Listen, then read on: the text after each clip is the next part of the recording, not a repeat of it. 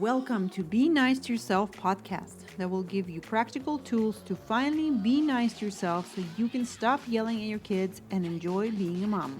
Using coaching and lots of love, I'm your Russian Canadian host, certified life coach, and mom of four, Natalia Schneidmiller. Hey guys, how's it going?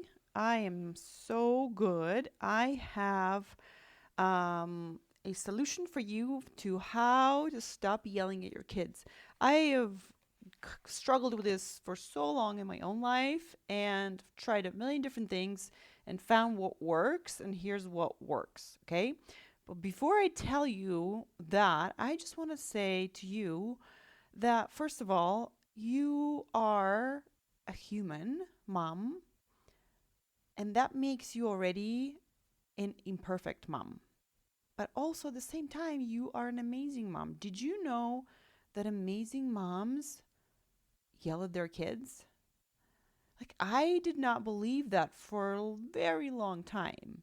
I thought that I'm supposed to do it right, and that means never to yell at your kids, right? Don't you just kind of believe that already? Like, yeah, I mean, I'm supposed to be very patient, calm, and never ever lose my temper with my kids, right? I mean, if that's true, then we can all say that nobody is a good mom. Okay? So, so what if we just started from this place where you are already a great mom, even just because you're listening to this podcast and you want to do better. You love your kids so much. You want to be nice to them all the time, right? So, you're an amazing mom and you are human. So remember those two things. And that already means that we don't need to get to 100% perfect where we never yell, right? So when I tell you stop yelling at your kids, what I'm really saying is that you can believe that you're an amazing mom, even though sometimes you lose your temper with your kids, okay? So because right now, right, where you're yelling at your kids, and then you know what happens after that? You yell at yourself for yelling at the kids. So you're adding more yelling in the world by being mad at yourself. And this is the solution that I'm going to offer you is that for us, in order for us to get anywhere with the yelling part, we have to start at the end. And the end is after you've just yelled at your kid, you then start saying, not nice things to yourself in your head. You start judging yourself and you start really being mad at yourself for have done it again. Right? And that's kind of like really yelling at yourself in your own head, calling yourself names like I'm a terrible mom and I did it again and I'm just never going to get it right and I'm a terrible person. I was so mean, etc., etc. So how do you stop yelling at yourself? Well, the way I want to offer to you is just notice it first. Notice that you're doing that. Notice that all the thoughts you're thinking in your head after you've just yelled at your kid, now you're thinking all the thoughts about you, and a lot of them will be subconscious because if you've practiced them for a long time, then you will not notice them, but you will notice like a really terrible feeling, like heavy. You will feel judged, you might feel embarrassed, you might feel ashamed, right? So the feelings will be the indicator to you that, oh, you're kind of are yelling at yourself right now because you feel really terrible. Okay, so the first is just notice all of that. And the second part, I want you to say to yourself, like, how is it okay that I yelled right now to my kid? And just question that, like really try to answer that. That's how I did it for me. I would sit there and think, what? That's not okay that I yelled. I shouldn't yell. I should be never yelling. I should be a perfect mom. I should be calm and nice and loving, right? But I knew that beating myself up is only practicing that skill of yelling, right? So because I knew that, I would sit there and notice my thoughts of beating myself up, and I would say, how is it okay that I yelled? And at first, I didn't have an answer to that, and I would just keep on saying, it's okay that I yelled. I would just say it in my head, like, huh, it could be okay that I yelled. Well, How do we know it's okay that he yelled? Well, he's alive. I'm okay. We're sitting here in a room. He's picking out a book for bedtime. He looks okay. I'm okay. No one's physically hurt. Maybe it's actually okay in terms of like the world didn't stop from spinning. No small children were hurt. At least physically, right? We can imagine that they're hurt feelings wise. But when I look around and I take myself out of my head, I look around and I see everything is okay. There's a room, there's a child, he's still with me, he wants me to read him a book, right? So I would sit there and look for evidence for how it is actually okay that I yelled. And I would find the evidence and I would start building a case for how it's not the end of the world that I yelled. Okay. So once I got really good at that, what would happen is the time, like after I yelled, I would spend shorter and shorter amounts of time beating myself up about that. And then once I got really good at kind of being okay with me being imperfect, if I'm okay at my to be me at my worst, which is yelling at the kids, then it was so much easier for me to be okay when my kids are not at their best. So you see, we're practicing the same skill here with ourselves, and then it's so much easier and so much more transferable to when we apply it with our kids. It's almost automatic. It's just flows in, right? But we have to be willing to be totally okay to be the most shittiest version of ourselves in that moment, right? We can't be shaming ourselves and thinking something's wrong with us because remember, we're human. There's really nothing wrong with us. And in fact, because we yelled, that just shows us that there's everything right with us because that's what humans are supposed to do. We're supposed to mess up. And remember, amazing moms yell. What if that's true, right?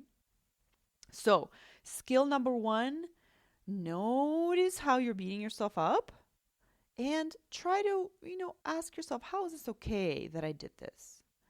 I want it to be okay that I did this because if I get to being okay with me being a terrible person or just doing something wrong, right? Whenever we do something wrong, we make it mean something dramatic, like I'm a terrible person, but really, I just made a mistake.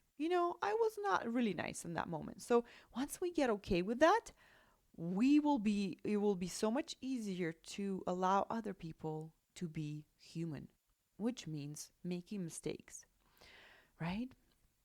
So the last kind of picture I want to leave you with is this.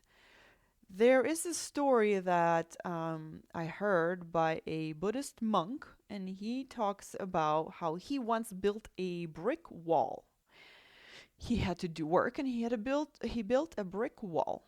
And after he finished it, he noticed 2 bricks that were kind of crooked, kind of sticking out. They were not lined up, and they were just not right. Like when he looked at the brick wall, all he saw was those 2 bricks that were not right.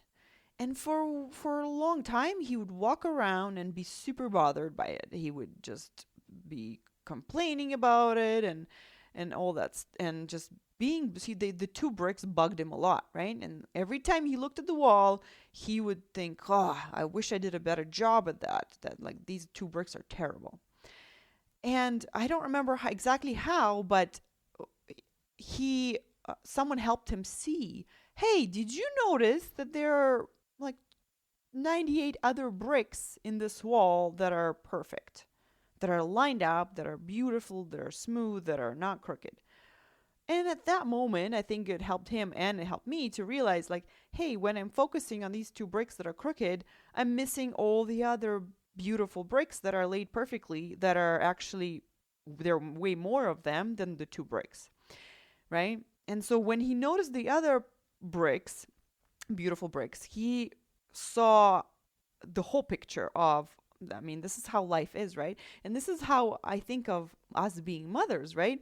If you look at like the hours in the day, and those are our 90, like 100 bricks, and out of those 100 bricks, if we yell like 2 bricks out of those 100 bricks, like really, do you see that you still are a non-yelling amazing mom in the other 98 bricks? This is what I want to offer you, is that once you see the other 98 bricks, they're there. They're always there. But if you only focus on the 2% of the time, 2 bricks of the time that you have yelled at your kid, and that's all you're focusing on, then you are missing how you're being an amazing mom. And it makes you frustrated with yourself. And that's when you're beating yourself up for the 2 bricks. And when you're beating yourself up for the 2 bricks, you yell more at your kids. So I want to like open your eyes and look at the other 98% of your day when you're being an amazing good mom, or even just a normal, like present mom, calm mom, like neutral mom, whatever, any other mom that you're being in that time. You are not yelling.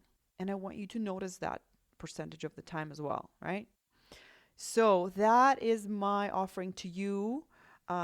If you can start applying that today, and that is going to be a practice that you have to do every time you yell at them, because if that's like a neural pathway that's already been well paved in your head to snap at them, it will take practice for you to create a new neural pathway in your brain where you direct your brain to not yell, right? And we always start with ourselves.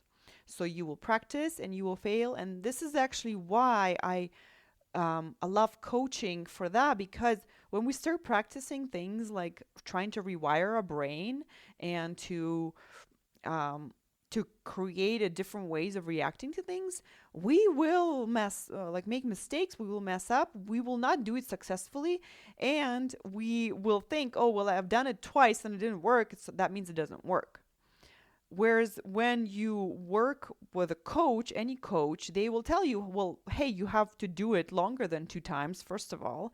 And let's just look at your thoughts that created that feeling of shame for yourself. Let's look at all the thoughts that you think about yourself after you've yelled. Let's look at how you beat yourself up, because maybe you're not being aware of what you're saying to yourself after you've yelled at them, right? And that is something that you cannot easily do to yourself, because those thoughts are in your brain. And it's very hard to work on our brain from within our brain. That's why I find another human being, even if it's not a coach, they're very helpful to reflect what it is that you're thinking to you, right? They're like, oh, hey, did you notice that you said you're a terrible mom? But remember all the other 90% of the time where you're not a terrible mom? So maybe you're wrong, right? So this is why I want to offer to you to try out the coaching, to really give yourself that gift of having a chance at success and not giving up on yourself, even though you have this habit of yelling at the kids, right? And I always say coaching is the cheapest and the fastest way to get any result. And it saved me literally years of beating myself up and yelling at the kids. If I have not found this approach, I would have been beating myself up and yelling at them probably for most of their time being living at home. And I would have believed that I'm really not a good mom because I sometimes yell. And I would have missed out on being and enjoying my time with them when I am with them, because I would have been beating myself up. I would have been feeling guilty. And that's what I used to do for a lot of the time. Even when I wasn't yelling, I was feeling guilty and ashamed, and I was spinning in my head about what I did wrong. And it would literally suck up my whole day if I did yell that morning, right? So I want to save you that time by inviting you to sign up for consultation with me, so that you don't spend any other time that you don't have to beating yourself up and missing out on the beautiful faces of your kids that are right in front of you right now. That is absolutely not necessary for you to go any one more day without uh, enjoying your time with them because you think you yell, because you think something's wrong with you for yelling. So I invite you to have a conversation with me and see how easy it will be for you to do this with help and how fast. Okay, so apply these things to yourself, and I would love to hear back from you how it works, what trouble are you having, where are you getting stuck. And remember, all of your thoughts create all your feelings, right? So if you're feeling ashamed, it's coming from a thought. So I want to leave you with that, and I will talk to you all next week. Have a great week. Bye.